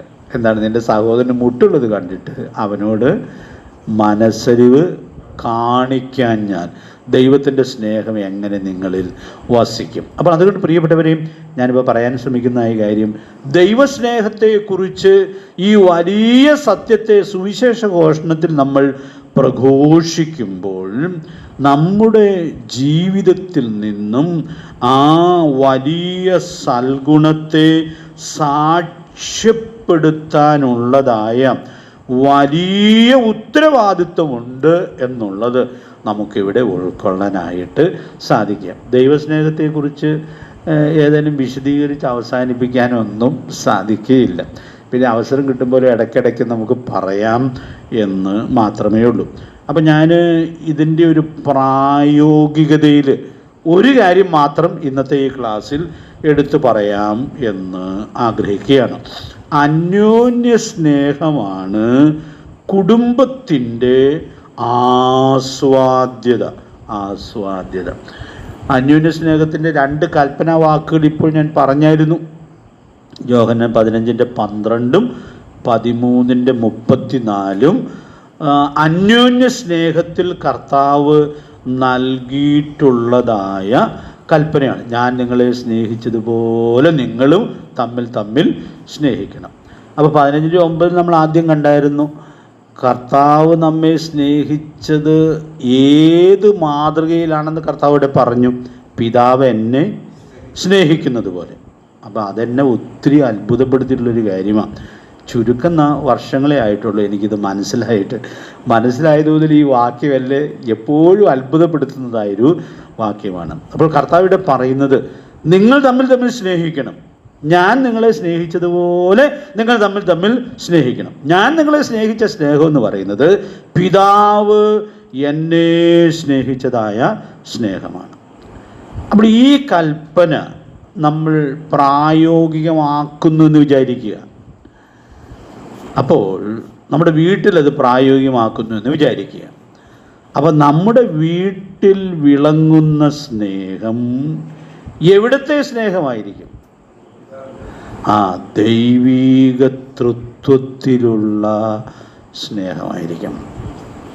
നമുക്കിതങ്ങ് ഉൾക്കൊള്ളാൻ ചില പ്രയാസമാണ്. പക്ഷേ ദൈവം സ്ഥാപിച്ച കുടുംബവും സഭയും എത്രയോ മഹത്തരമാണ് എന്നുള്ളതിൽ ഞാൻ ഉൾക്കൊള്ളുന്നൊരു വലിയ സത്യമാണത്. കാരണം ദൈവീക തൃത്വത്തിൽ വിളങ്ങുന്നതായ സ്നേഹം സാക്ഷ്യപ്പെടുത്താവുന്ന സ്ഥാനമാണ് ദൈവം സ്ഥാപിച്ചിട്ടുള്ള കുടുംബം. അപ്പം അതുകൊണ്ട് നമ്മളായിരിക്കുന്ന കുടുംബം എത്രയോ മഹത്തരമായൊരു സ്ഥാപനമായിരിക്കുന്നു എന്നുള്ളത് നമുക്കിവിടെ ഉൾക്കൊള്ളാം. ഞാനിപ്പോൾ ആ വഴിക്ക് ചില വിശദീകരണമാണ് പറയാൻ പോകുന്നത്. പക്ഷേ ആത്മീയ കുടുംബമായിരിക്കുന്ന സഭയും പോകേണ്ടതുപോലെ പോയാൽ ഇങ്ങനെ ഇരിക്കും. എന്ന് പറഞ്ഞാൽ, ഞാൻ നിങ്ങളെ സ്നേഹിച്ച പോലെ നിങ്ങളും തമ്മിൽ തമ്മിൽ സ്നേഹിക്കണമെന്ന് ശിഷ്യന്മാരോട് പറഞ്ഞപ്പോൾ കുടുംബമല്ലല്ലോ അവിടുത്തെ വിഷയം, പിന്നെ സഭയാണ് അവിടുത്തെ വിഷയം. അപ്പോൾ ഈ കൽപ്പന സഭാജീവിതത്തിൽ പ്രായോഗികമാക്കിയാൽ ഒരു പ്രാദേശിക സഭ എത്ര മഹത്തരമായ സാക്ഷ്യം ഒരു ദേശത്ത് പുലർത്തുവാൻ ഇടയായിട്ട് തീരും. പ്രിയപ്പെട്ടവരെ, ഇതതുപോലെ വിശ്വസിക്കാൻ പോലും പ്രയാസമുള്ള സാക്ഷ്യക്കുറവുകളാണ് വ്യാപകമായിട്ട് ഈ നാടുകളിൽ നമ്മൾ കാണുന്നത്. നമ്മൾ എവിടെ വീണിരിക്കുന്നു എന്നുള്ളത് മനസ്സിലാക്കി ആ വീണെടുത്ത് എഴുന്നേറ്റ് ക്രമപ്പെടാനുള്ള ഉത്തരവാദിത്വമുണ്ട്. നീ എവിടെ വീണിരിക്കുന്നെന്ന് ഓർത്ത് മാനസാന്തരപ്പെടാൻ പറയുന്നത് ഞാനീ പറയുന്ന വിഷയത്തിലല്ലേ. എഫെസോസ് സഭയുടെ ഒരു കുറ്റം പറയുക, നിൻ്റെ ആദ്യ സ്നേഹം വിട്ടുകളഞ്ഞു എന്നൊരു കുറ്റം നിന്നെക്കുറിച്ച് പറവാനുണ്ട് എന്ന് പറഞ്ഞിട്ട് നീ ഏതിൽ നിന്ന് വീണിരിക്കുന്നു എന്നോർത്ത് മാനസാന്തരപ്പെട്ട് ആദ്യത്തെ പ്രവൃത്തി ചെയ്യുക. അതുകൊണ്ട് ഞാൻ ഇന്ന് രാത്രി ഓർപ്പിക്കുകയാണ്, ഞാൻ കുടുംബത്തെക്കുറിച്ചാണ് ചില വാക്കുകൾ ഇനി പറയുന്നത്. അപ്പം ഇവിടെ നമുക്കൊക്കെ കുറച്ച് വീഴ്ചകൾ വന്നിട്ടുണ്ടായിരിക്കാം. ആ വീഴ്ചകളെ മനസ്സിലാക്കി ഇന്ന് രാത്രിയിൽ നമുക്കവിടെ നിന്ന് എഴുന്നേറ്റ് ക്രമപ്പെടാനായിട്ട് സാധിക്കും എന്ന് വരികിൽ നമ്മുടെ കുടുംബം ഏറ്റവും മനോഹരമായ സാക്ഷ്യം സൂക്ഷിക്കുവാൻ ഇടയായിട്ട് തീരും. ഇവിടെ ഞാൻ ചില വാക്കുകൾ നമുക്ക് വളരെ പരിചയമുള്ളത് ചേർത്ത് പറയുകയാണ്. കുടുംബത്തിലൊരു ഭർത്താവിന് സ്നേഹം കൊടുക്കാനുള്ള ഉത്തരവാദിത്വം ഉണ്ട്. ഒരു ഭർത്താവ് ഭാര്യയെ സ്നേഹിക്കണം. ഇനി അറിയാവുന്ന വാക്യമായതുകൊണ്ട് ഞാൻ ആ വാക്യങ്ങൾ പറഞ്ഞു പോകാം സമയം ലാഭിക്കാനായിട്ട്. എഫേസ്യർ 5-ാം അധ്യായത്തിൽ 25-ാമത്തെ വാക്യത്തിൽ പറഞ്ഞിരിക്കുന്നത്, ഭർത്താവ് ഭാര്യയെ സ്നേഹിക്കണം. എങ്ങനെ സ്നേഹിക്കണം? ക്രിസ്തു സഭയെ സ്നേഹിച്ചതുപോലെ. പ്രിയപ്പെട്ടവരെ, എന്തോരു വലിയ സ്റ്റാൻഡേർഡാണ് ഇവിടെ നമുക്ക് തരുന്നത്. അപ്പം അതുകൊണ്ട് ഈ സ്റ്റാൻഡേർഡിലാണ് നമ്മൾ വീട്ടിൽ സ്നേഹം സൂക്ഷിക്കേണ്ടത്. ഈ സ്റ്റാൻഡേർഡ് നമ്മുടെ മനസ്സിൽ ചുരുങ്ങിയാൽ നമ്മൾ ആർജിക്കുന്ന വിജയവും ചുരുങ്ങും. 100 മാർക്ക് വാങ്ങിക്കണമെന്ന് ആഗ്രഹിച്ചാണ് ഒരു കുട്ടി പഠിക്കുന്നതെങ്കിൽ അവന് 90 മാർക്ക് കിട്ടിയാലും ഇനിയും മെച്ചപ്പെടണം എന്നുള്ളതായ ആഗ്രഹമായിരിക്കും ഉള്ളത്. 60 മാർക്ക് മതിയെന്ന് വിചാരിച്ച ഒരാൾ പഠിക്കണമെങ്കിൽ 70 കിട്ടിയാൽ പിന്നെ അവന് പരമാനന്ദമായിരിക്കും, വലിയ സന്തോഷമായിരിക്കും. ആ സന്തോഷം ആരോഗ്യപരമായ സന്തോഷം അല്ല.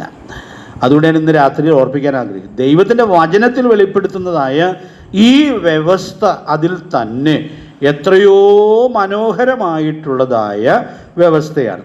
ഇനി എഫെസ്യർ 5-ാം അധ്യായത്തിലുള്ള അടുത്ത പരിചയമുള്ളതായതുകൊണ്ട് ഞാനങ്ങ് പറഞ്ഞു പോകാം. 28-ാമത്തെ വാക്യത്തിൽ ഭർത്താക്കന്മാർ ഭാര്യമാരെ സ്നേഹിക്കണമെന്ന് പറയുമ്പോൾ പറയുന്ന ഈ കാര്യം നമുക്ക് മനസ്സിലാവാൻ കുറച്ചുകൂടി എളുപ്പമുള്ളതാണ്. ക്രിസ്തു സഭയെ സ്നേഹിച്ചതിൻ്റെ പൂർണ്ണ അർത്ഥം നമുക്ക് മനസ്സിലാകാനായിട്ട് കുറച്ച് താമസം ഉണ്ടാകും. എന്നാൽ 28-ാമത്തെ വാക്യത്തിൽ പറഞ്ഞിരിക്കുന്നത് മനസ്സിലാകാൻ ആർക്കും പ്രയാസം ഉണ്ടാകില്ല. അതുകൊണ്ടായിരിക്കാം ദൈവാത്മാവിനെ രേഖപ്പെടുത്തിയത്, സ്വന്തം ശരീരങ്ങളെ പോലെ സ്നേഹിക്കണം. അത് ആർക്കാ മനസ്സിലാവില്ല? അത് പിള്ളേർക്ക് പോലും മനസ്സിലാകും. സ്വന്തം ശരീരങ്ങളെ പോലെ സ്നേഹിക്കണം. 33-ാമത്തെ വാക്യത്തിൽ വരുമ്പോൾ തന്നെ പോലെ തന്നെ ഭാര്യയെ സ്നേഹിക്കണം. പ്രിയ ദൈവമക്കളെ, അപ്പോൾ ഈ ഒരു വേദഭാഗത്ത് തന്നെ ഭർത്താവ് ഭാര്യയെ സ്നേഹിക്കണം എന്ന് പറയുമ്പോൾ അതാവോളം ലളിതമായിട്ട് ദൈവാത്മാവ് വ്യക്തമാക്കുക. ഈ 3 വാക്യം വായിച്ച എനിക്കൊന്നും മനസ്സിലാവില്ല എന്ന് സുബോധമുള്ള ആർക്കും പറയാനായിട്ട് പറ്റുകയില്ല.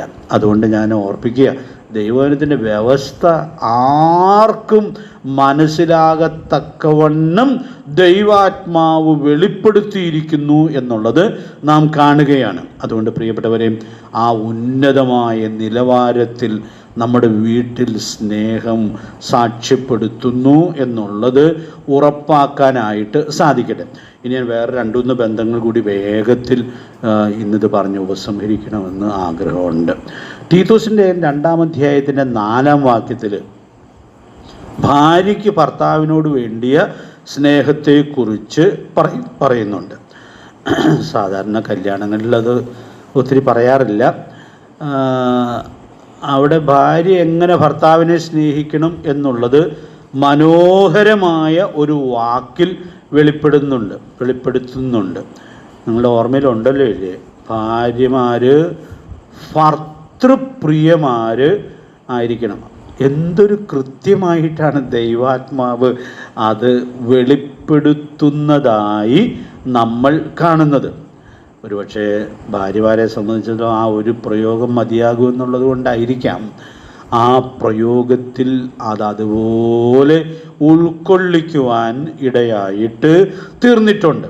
അപ്പോൾ ഭർത്താവിൻ്റെ ഉത്തരവാദിത്വം തിരിച്ച് ഭാര്യയുടെ ഉത്തരവാദിത്വം നമ്മൾ അവിടെ കാണുകയാണ്.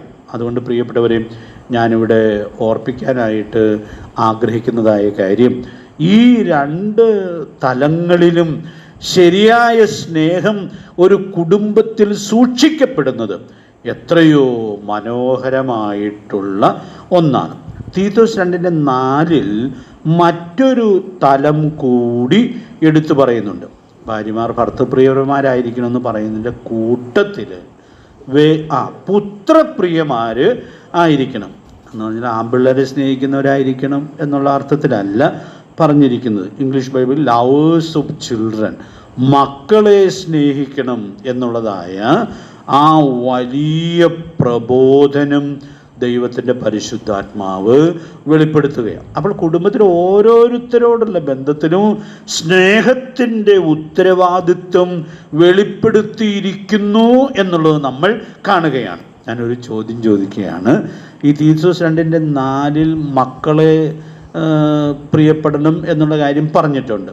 ഇതിനേക്കാൾ മനോഹരമായി, ഇത് മനോഹാരിത കുറവുണ്ടായിട്ട് പറയുകയല്ല കേട്ടോ, ഇതിനേക്കാൾ കുറേ കൂടി വ്യക്തമായി വെളിപ്പെടുത്തുന്ന ഏറെ സുപരിതമായൊരു വാക്യമുണ്ട്. ആർക്കെങ്കിലും ഒന്ന് പറയാമോ? മക്കൾക്കുള്ള പ്രബോധനം കൊടുക്കുമ്പോൾ,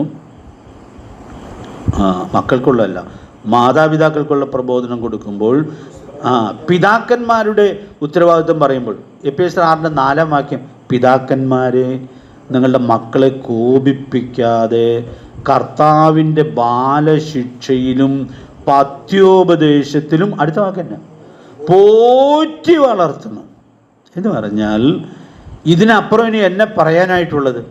അപ്പോൾ മാതാപിതാക്കൾ മക്കളെ പോറ്റി വളർത്താനുള്ളതായ വലിയ ഉത്തരവാദിത്വം ഉണ്ട്. പ്രിയപ്പെട്ടവരെ, ദൈവത്തിൻ്റെ വചനം എത്ര വ്യക്തമായിട്ടാണ് നമ്മുടെ ചുമതലകളെ ഓർപ്പിക്കുന്നതായിട്ട് നമ്മൾ കാണുന്നത്. ഒരു തലം കൂടി ഞാൻ പറയുകയാണ്. കൊലോസ്യ ലേഖനം 3-ാം അധ്യായത്തിൽ 20-ാമത്തെ വാക്യത്തിൽ അവിടെ ഈ കുടുംബത്തിനകത്തുള്ള ബന്ധങ്ങൾ ഏറ്റവും ചുരുക്കി പറഞ്ഞിരിക്കുന്നതായത് കൊലോസ്യ ലേഖനത്തിലാണ്. അപ്പോൾ അത് നമുക്ക് ഭാര്യമാരെ സ്നേഹിക്കണം എന്നൊക്കെ ഉള്ളത് ഒരു വാക്യത്തിൽ തന്നെ പറയുകയാണ്. ഭാര്യമാർ കീഴടങ്ങണം എന്നുള്ളതായ കാര്യം ഒത്തിരി വിശദീകരണം കൂടാതെയാണ് അവിടെ പറയുന്നത്. പിന്നെ പിള്ളേരുടെ കാര്യം പറയുമ്പോൾ 3-ാം അധ്യായത്തിൽ 20-ാമത്തെ വാക്യത്തിൽ അവിടെ അമ്മയപ്പന്മാരെ സകലത്തിലും അനുസരിക്കണം. അപ്പോൾ അത് എത്ര കൃത്യമായിട്ടാണ് പറയുന്നത്. അവിടെ ഒരു കാര്യം നമ്മൾ മനസ്സിലാക്കിയിരുന്നത് നല്ലതാണ്. ഇത് കർത്താവിൻ്റെ ശിഷ്യന്മാരിൽ കണ്ടാൽ പ്രസാദകരമല്ല. അപ്പോൾ ഈ എൻ്റെ മുമ്പിലിരിക്കുന്ന ഈ പിള്ളേരെ ഉദ്ദേശിച്ച് മാത്രമല്ല ഇത് പറഞ്ഞിട്ടുള്ളത്. നമ്മൾ ഈ മക്കൾ മാതാപിതാക്കളെ അനുസരിക്കണം എന്നൊക്കെ ഉള്ള വചനം കേൾക്കുമ്പോൾ നമ്മൾ ചെറിയ പിള്ളേരുടെ കാര്യമാണ് അധികവും ചിന്തിക്കാറ്. ചെറിയ പിള്ളേരും അതിനകത്ത് ഉൾപ്പെടും കേട്ടോ, പക്ഷെ അടുത്ത വാചകത്തിൽ വലിയ പിള്ളേരും ഉൾപ്പെടും. ഇത് കർത്താവിൻ്റെ ശിഷ്യന്മാരിൽ കണ്ടാൽ പ്രസാദകരമല്ല. അപ്പോൾ പ്രായഭേദം കൂടാതെ മാതാപിതാക്കളെ അനുസരിക്കുവാൻ മക്കൾക്കുള്ള ഉത്തരവാദിത്വം എത്രയോ കൃത്യമായിട്ടാണ് ഇവിടെ പറയുന്നത്. ഈ അനുസരണവും സ്നേഹവും തമ്മിൽ വലിയ ബന്ധമുണ്ടോ? വളരെ ബന്ധമുണ്ട്. മാളികമുറിയിലെ പ്രസംഗത്തിൽ കർത്താവ് പറഞ്ഞായിരുന്നു, നിങ്ങൾ എന്നെ സ്നേഹിക്കുന്നു എങ്കിൽ എൻ്റെ കൽപ്പനകളെ കാത്തുകൊള്ളും. അപ്പോൾ കർത്താവ് പറഞ്ഞു, അത് യോഹന്നാൻ 15-ാമത്തെ വാക്യത്തിൽ പറഞ്ഞു, പിന്നെ 21-ാമത്തെ വാക്യത്തിൽ വീണ്ടും പറഞ്ഞു, 23-ൽ പിന്നെയും ആവർത്തിച്ചു, 24-ൽ അത് പിന്നെയും പറഞ്ഞു. അപ്പോൾ ആ ചുരുങ്ങിയ വാക്യങ്ങൾക്കുള്ളിൽ 4 പ്രാവശ്യം ആ സത്യം കർത്താവ് ഈ പ്രസംഗത്തിൽ തന്നെ ആവർത്തിക്കുന്നതായിട്ട് നമ്മൾ കാണുകയാണ്. അപ്പോൾ എനിക്കെൻ്റെ പിതാവിനോട് സ്നേഹമുണ്ടെങ്കിൽ ഞാൻ എൻ്റെ പിതാവിനെ അനുസരിക്കുക എന്ന് പറയുന്നത് കേവലം സ്വാഭാവികമായിട്ടുള്ളതായ കാര്യമാണ്. അതുകൊണ്ട് പ്രിയപ്പെട്ടവരെ, ഞാനിത് വളരെ സന്തോഷത്തോടു കൂടിയാണ് പറയുന്നത്. കാരണം എൻ്റെ പിതാവ് മരിക്കുമ്പോൾ 30 വയസ്സ് പ്രായമുണ്ട് എനിക്ക്. അപ്പോൾ ഈ പ്രമാണം സൂക്ഷിക്കാനായിട്ട് പരമാവധി ശ്രമിച്ചിട്ടുണ്ട്. ഇനി എവിടെയെങ്കിലും ഞാൻ തെറ്റിയോന്ന് എനിക്കറിയാൻ പാടില്ല. ഇനി എവിടെയെങ്കിലും തെറ്റിയോന്ന് വിചാരിച്ച് ഞാൻ ചിലപ്പോഴൊക്കെ പിന്നെയും അത് ഓർത്ത് ചിലപ്പോഴൊക്കെ ഏറ്റു പറയാറില്ല. ഓർമ്മയിൽ അങ്ങനെ ഇല്ല. കാരണം പിതാവിനോടും മാതാവിനോടുള്ള സ്നേഹവും അനുസരണവും സൂക്ഷിക്കണം എന്നുള്ളത് എന്തുകൊണ്ടോ അനുസരിക്കേണ്ട പ്രായത്തിൽ തിരിച്ചറിയാനായിട്ട് ദൈവം കൃപ തന്നു എന്നുള്ളത് ഞാൻ വളരെ നന്ദിയോടെ ഓർക്ക്. അതുകൊണ്ട് ഒത്തിരി നന്മയും ഞാൻ അനുഭവിക്കുവാൻ ഇടയായിട്ട് തീരുന്നുണ്ട്. പിള്ളേർക്കൊക്കെ വേണ്ടി പറയുകയാണ്, ഇത് വളരെ പ്രധാനപ്പെട്ടതായൊരു കാര്യമാണ്. എഫെസ്യരിൽ പറയുമ്പോൾ അതിനോട് ചേർത്തൊരു അനുഗ്രഹം പറയുന്നുണ്ടല്ലോ, നിനക്ക് നന്മയുണ്ടാകുവാനും നീ ഭൂമി ദീർഘായുസ്സോടിരിപ്പാനും നിന്റെ അപ്പനെയും അമ്മയെയും ബഹുമാനിക്കുക എന്നുള്ളത് വാഗ്ദത്തത്തോടു കൂടിയ ആദ്യ കൽപ്പനയാണ്. അതുകൊണ്ട് പ്രിയപ്പെട്ടവരെ, ഈ വലിയ സത്യം നമുക്ക് ഉൾക്കൊണ്ട് പ്രായോഗികമാക്കാനായിട്ട് സാധിക്കേണ്ടിയിരിക്കുന്നു. ഞാൻ ഒരു വാക്യം കൂടി ഈ ബന്ധത്തിലൊന്ന് ചേർത്ത് പറയുകയാണ്. 1 തിമോഥെയോസ് 5-ാം അധ്യായത്തിൻ്റെ 4-ാമത്തെ വാക്യം നമുക്ക് നല്ല പരിചയമുള്ള വാക്യമാണ്. വല്ല വിധവയ്ക്കും പുത്രപൗത്രന്മാർ ഉണ്ടെങ്കിൽ അവർ മുമ്പേ സ്വന്തം കുടുംബത്തിൽ ഭക്തി കാണിച്ച് അമ്മയപ്പന്മാർക്ക് പ്രത്യുപകാരം ചെയ്യുവാൻ, അടുത്ത വാക്ക് നിങ്ങൾക്കറിയാമോ? പഠിക്കട്ടെ. എന്നാ അങ്ങനെ പറയാൻ കാരണം, ചില കാര്യങ്ങളൊക്കെ നമുക്ക് അറിയാൻ പാടില്ലായിരിക്കാം. അറിയാൻ പാടില്ലാത്ത കാര്യം നമ്മൾ എന്ത് ചെയ്യാണ്? പഠിക്കുകയാണ്. അറിയാൻ പാടില്ലാത്ത എത്രയോ കാര്യങ്ങളുണ്ട്. ഇപ്പോഴത്തെ ഈ പുതിയ മൊബൈലൊന്നും ഉപയോഗിക്കാൻ എനിക്കൊരു പരിചയമില്ല. പഠിക്കണമെന്ന് ആഗ്രഹമുണ്ടെങ്കിലും എന്നെ കൊണ്ടിട്ട് പഠിക്കാനും പറ്റുന്നില്ല. അപ്പോൾ അതുകൊണ്ട് വളരെ പരിമിതിയിലാണ് ആ കാര്യത്തിലൊക്കെ മുമ്പോട്ട് പോകാനിടയായിട്ട് തീരുന്നത്. ഇപ്പം ഇവിടെ പറയുന്ന ഈ കാര്യം, നിങ്ങൾക്ക് അറിയാൻ പാടില്ലാത്ത കാര്യം പഠിക്കണം. ഇപ്പം ഇവിടെ പറയുകയാണ്, അമ്മേപ്പന്മാർക്ക് പ്രത്യുപകാരം ചെയ്യുവാൻ പഠിക്കട്ടെ. അതിന് ചേർന്നൊരു വാചകം കൂടെ ഉണ്ട് കേട്ടോ, ഇത് ദൈവസന്നിധിയിൽ പ്രസാദകരമാകുന്നു. അപ്പോൾ ഇത് പഠിച്ച് പ്രായോഗികമാക്കാൻ കഴിയാതെ പോയാൽ എന്ത് നഷ്ടപ്പെടും? ദൈവപ്രസാദം നഷ്ടപ്പെടും. അതുകൊണ്ട് പ്രിയപ്പെട്ടവരെ, ഞാൻ ഓർപ്പിക്കാനായിട്ട് ആഗ്രഹിക്കുന്നതായ കാര്യം, നമുക്ക് കുടുംബത്തിൽ ഈ സ്നേഹം, അതിന് പ്രത്യുപകാരമെന്നാണ് പറയുന്നത്.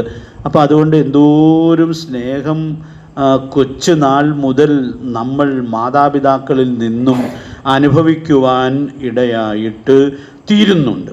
അത് തിരിച്ചു കൊടുക്കുന്ന പ്രത്യുപകാരത്തിൻ്റെ മഹത്വം എത്രയോ മനോഹരമായിട്ടാണ് ദൈവത്തിൻ്റെ പരിശുദ്ധാത്മാവ് ഇവിടെ വെളിപ്പെടുത്തുന്നത്. അതുകൊണ്ട് പ്രിയ ദൈവമക്കളെ, നമുക്ക് നമ്മുടെ കുടുംബത്തിൽ ഈ കൽപ്പനകൾ പ്രമാണിച്ച് സ്നേഹത്തിൻ്റെ സാക്ഷ്യം സൂക്ഷിക്കാനായിട്ട് സാധിക്കട്ടെ. ഞങ്ങൾ ഈ ദിവസങ്ങളിൽ രൂത്തിൻ്റെ പുസ്തകമാണ് ഒരു മാസമായിട്ട് സഭയിൽ വായിക്കുന്നത്. കാര്യം 4 അധ്യായം ഉള്ളൂവെങ്കിലും ഈ പുസ്തകം തന്നെ ഈ ഒരു മാസം വായിക്കാമെന്ന് വിചാരിച്ച് വായിച്ച് വരികയാണ്.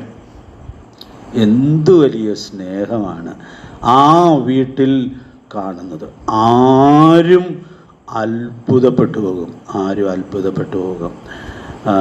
കാരണം ഒരു വീട്ടിൽ 3 ആണുങ്ങളും മരിച്ചു. എന്തോ ഒരു വേർപാടിൻ്റെ വേദനയിലൂടെയാണ് ആ കുടുംബം കടന്നുപോയത്. ശേഷിക്കുന്ന ഓർപ്പയുടെ പോയി കഴിഞ്ഞപ്പോൾ പിന്നെ നവോമിയും രൂത്തും മാത്രമേ ഉള്ളൂ. പക്ഷേ എന്തൊരു സ്നേഹത്തിൻ്റെ അഗ്നിയാണ് ആ പ്രതികൂലങ്ങളുടെ നടുവിൽ ആ വീട്ടിൽ ആളിക്കത്തുവാൻ ഇടയായിട്ട് തീർന്നത്. ഇത് നിങ്ങൾക്ക് നല്ല പരിചയമുള്ള ചരിത്രമായിരിക്കും. എങ്കിലും ഞാൻ അവിടുന്ന് 2 വാക്യങ്ങളൊന്ന് ഓർപ്പിക്കാം. 4-ാം അധ്യായം 15-ാമത്തെ വാക്യത്തിൽ രൂത്ത് ഒരു കുഞ്ഞിനെ പ്രസവിച്ചു. അവൻ്റെ പേരാണ് ഓബേദ്. ആ വഴിയിലാണ് നമ്മുടെ കർത്താവ് മനുഷ്യാവതാരം ചെയ്യുവാൻ ഇടയായിട്ട് തീർന്നത്. 4:15 ഈ ഓബേദ് ജനിക്കുമ്പോൾ അയൽക്കാരികളായ സ്ത്രീകൾ പറഞ്ഞൊരു സാക്ഷ്യമുണ്ട്. ഒന്ന് വേഗത്തിൽ വായിക്കാമോ? അത് 4:15.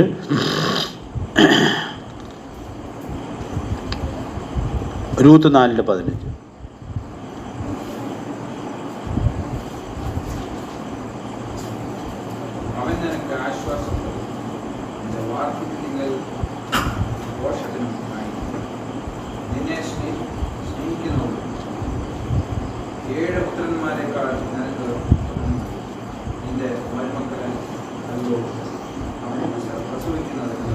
അപ്പോൾ അവിടെ നാം കാണുന്നൊരു കാര്യം, ഈ രൂത്ത് ഒരു കുഞ്ഞിനെ പ്രസവിച്ച് കഴിയുമ്പോൾ ഈ അയൽക്കാരികളായ സ്ത്രീകൾ കുഞ്ഞിനെ കാണാൻ വന്നതായിരിക്കും. പറയുന്ന സാക്ഷ്യമാണ് അവിടെ വായിക്കുന്നത്. അവൻ നിനക്ക് ആശ്വാസപ്രദനും നിന്റെ വാർദ്ധക്യത്തിൽ പോഷകനുമായിരിക്കുന്നുള്ളത് രൂത്തിനോട് പറഞ്ഞാണോ? രൂത്തിനോട് പറഞ്ഞല്ല. രൂത്തെ നീ പേടിക്കണ്ട, ഇവൻ നിന്നെ നോക്കിക്കോളൂന്ന് പറഞ്ഞല്ല. പിന്നെ നവോമിയോട് പറയുകയാണ്, രൂത്തിൻ്റെ അമ്മാവിയമ്മയോട് പറയുകയാണ്, ഇവൻ നിനക്ക്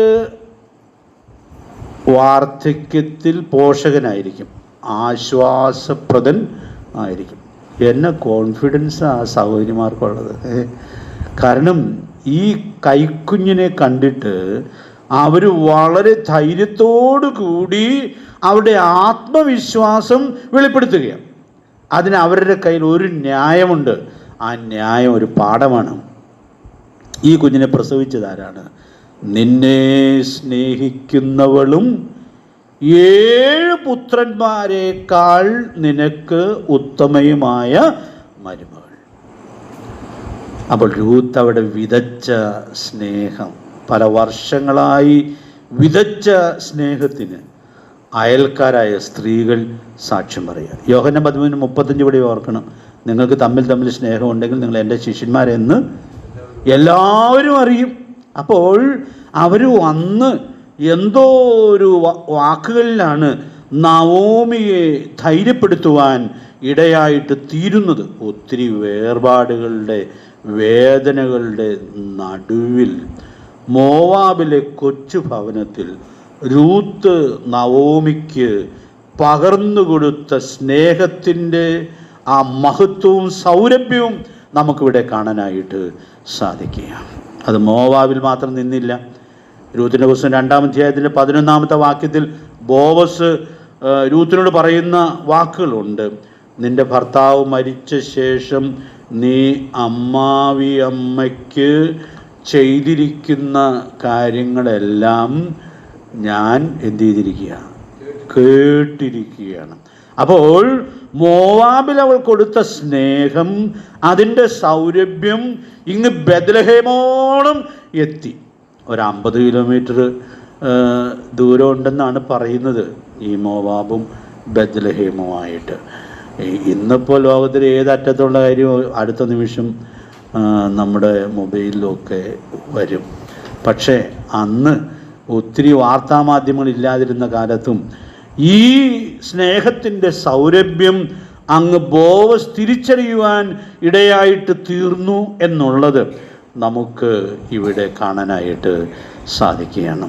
ഞാൻ ഉപസംഹരിക്കേണ്ടിയിരിക്കുന്നല്ലോ. 12-ാമത്തെ വാക്യത്തിൽ വരുമ്പോൾ ബോവസ് പറയുന്ന ആ വാക്യത്തിൽ 2 വാചകം ഞാൻ എടുത്തു പറയുകയാണ്. നിന്റെ പ്രവൃത്തിക്ക് യഹോവ പകരം നൽകട്ടെ. അവിടെ മറ്റൊരു വാചകമുണ്ട്, നിനക്ക് അവൻ പൂർണ്ണ പ്രതിഫലം തരുമാറാകട്ടെ. പ്രിയപ്പെട്ടവരെ, ഈ അന്യജാതിക്കാരത്തിയായ പെൺകുട്ടി അവളുടെ വീട്ടിൽ വിതച്ചതായ സ്നേഹത്തിൻ്റെ സൗരഭ്യം എത്രത്തോളം വ്യാപിച്ചു എന്നുള്ളത് നമ്മൾ കാണുക. നൂറ്റാണ്ടുകളായിട്ട് അതിൻ്റെ സൗരഭ്യം നമ്മൾ ലോകമെമ്പാടും പരന്നുകൊണ്ടിരിക്കുക. കഴിഞ്ഞ 1 മാസമായിട്ട് ഞങ്ങളും സഭയിൽ ഈ ചെറിയ പുസ്തകം വായിച്ച് ഈ സൗരഭ്യത്തിൻ്റെ മഹത്വം ആസ്വദിക്കുവാൻ ഇടയായിട്ട് തീരുകയാണ്. അവൾ വിതച്ചതിൻ്റെ ഒത്തിരി നന്മകൾ അവൾ പിൽക്കാലത്ത് കൊയ്തു. അവൾ ബോവസിൻ്റെ വയലിൽ എത്തിച്ചേർന്ന് ഭാഗ്യവശാൽ എത്തിച്ചേർന്നതാണ്. അവിടെ എന്തെല്ലാം കരുതലാണ് അവൾ അനുഭവിക്കുവാൻ ഇടയായിട്ട് തീർന്നത്. കറ്റ പെറുക്കുന്നിടത്ത് ഇങ്ങനെയുള്ള കരുതൽ ആർക്കും കിട്ടിക്കാണുകയില്ല. കൊയ്യുന്നവരോട് പറഞ്ഞിട്ടുണ്ടായിരുന്നു, അവൾക്ക് പെറുക്കാനുള്ളത് കറ്റയിൽ നിന്ന് വലിച്ചിട്ടേക്കണം. ഇത് എവിടെ കിട്ടും? ലോകത്തിന് അവിടെ മാത്രമേ സംഭവിച്ചു കാണാനുള്ളതായ സാധ്യതയുള്ളൂ. പ്രിയപ്പെട്ടവരെ, എത്ര കരുതലാണ് അനുഭവിച്ചത്. കുറച്ചുകൂടി കഴിഞ്ഞപ്പോൾ അവൾ ആ വയലിൻ്റെ എല്ലാം ഉടമസ്ഥയായി തീർന്നു എന്നുള്ള മനോഹരമായ സത്യം നാം കാണുകയാണ്. അവൾ പിൽക്കാലത്ത് ലോകത്തിന് രക്ഷിതാവായി വന്ന നമ്മുടെ കർത്താവിൻ്റെ വംശാവലിയിൽ ഉൾപ്പെട്ടു എന്നുള്ളത് അതിനേക്കാളൊക്കെ എത്രയോ അത്ഭുതകരമായ കാര്യമായിട്ടാണ് ഇരിക്കുന്നത്. നമുക്ക് പരിചയമുള്ളൊരു വാക്യം പറഞ്ഞ് ഞാൻ നിർത്തട്ടെ. എബ്രായ ലേഖനം 6-ാം അധ്യായത്തിൻ്റെ 10-ാമത്തെ വാക്യം നമുക്കെല്ലാം അറിയാം. ദൈവം നിങ്ങളുടെ പ്രവൃത്തിയും വിശുദ്ധന്മാരെ ശുശ്രൂഷിച്ചതിനാലും ശുശ്രൂഷിക്കുന്നതിനാലും തൻ്റെ നാമത്തോട് കാണിച്ച സ്നേഹവും മറന്നുകളവാൻ തക്കവണ്ണം അനീതിയുള്ളവനല്ല. ഞാൻ ഇന്ന് രാത്രി കമ്മ്യൂണിക്കേറ്റ് ചെയ്യാൻ ആഗ്രഹിക്കുന്ന കാര്യം, ദൈവം സ്ഥാപിച്ച കുടുംബത്തിൽ ദൈവം നമ്മെ ആക്കിയിരിക്കുമ്പോൾ ഈ കുടുംബത്തിൻ്റെ ചുവരുകൾക്കുള്ളിൽ സ്നേഹം വിതച്ചാൽ ആര് കാണാനാ എന്നൊന്നും വിചാരിക്കണ്ട. പിന്നെയോ, ആ ചുവരുകൾക്കുള്ളിൽ ആരും കാണാത്ത സാഹചര്യത്തിൽ നിങ്ങൾക്ക് കർത്താവിനോടുള്ള സ്നേഹത്തിൽ, കർത്താവിൻ്റെ പ്രമാണത്തോടുള്ള സ്നേഹത്തിൽ നിങ്ങൾക്ക് സ്നേഹം വിതയ്ക്കാനായിട്ട് സാധിച്ചാൽ, പ്രിയപ്പെട്ടവരെയും, അതിൻ്റെ പൂർണ്ണ പ്രതിഫലം നൽകുന്ന സ്നേഹം അനുഭവിച്ച ആളുകളല്ല, അവരെ കൊണ്ടൊന്നും തരാൻ പറ്റുകയില്ല. പക്ഷെ ആര് തരും? നമ്മുടെ കർത്താവ് തരും. നമ്മുടെ കർത്താവിൻ്റെ നാമമാണ് അതിലൂടെ മഹിമപ്പെടുവാൻ ഇടയായിട്ട് തീരുന്നത്. അതുകൊണ്ട് നമുക്ക് നമ്മുടെ കർത്താവിൻ്റെ സ്നേഹത്തെക്കുറിച്ച് എല്ലാ സന്തോഷത്തോടും കൂടി ഘോഷിക്കാം.